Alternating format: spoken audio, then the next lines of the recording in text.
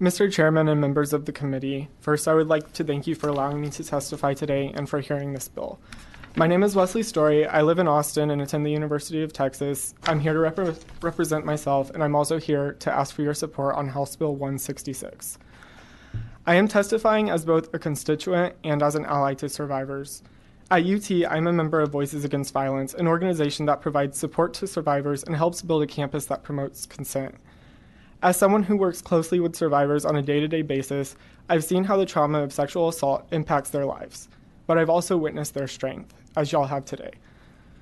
Sometimes it can be difficult for allies to recognize their role in helping survivors because unless you are a survivor, you can never understand their experiences. Survivors' voices often go unheard, and when they are silenced, allies must speak up and rally behind them.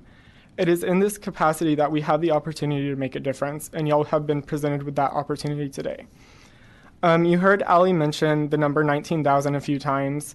Let me be clear, that is just the number of untested rape kits that the Joyful Heart Foundation knows about in Texas. There are most definitely more than that. Numbers, however, are easy to disregard. I want to ask you to put yourselves in the shoes of the survivors for a moment. Sometimes, someone who was just raped or sexually assaulted, it's an impossible thing to do to put yourself in that position, and the trauma is truly unimaginable. But now imagine the trauma is not your own, but that of a loved one, a daughter or a son, in my case, a best friend.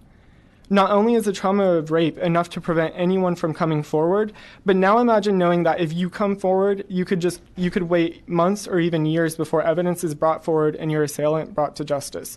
The current standards regarding rape kits in Texas are unacceptable. Pathologists can help determine the type of tumor and if it is non-cancerous or cancerous, and give a result within 2 to 3 days after the biopsy. A more complicated result can take 7 to 10 days. Why do survivors have to wait so long? Sexual assault is not just a criminal concern, but a health concern and mental health concern as well, and should be treated with the same amount of urgency as something like cancer. The majority of sexual assaults are not reported, and the rape kit backlog is just another unnecessary obstacle preventing survivors from getting justice.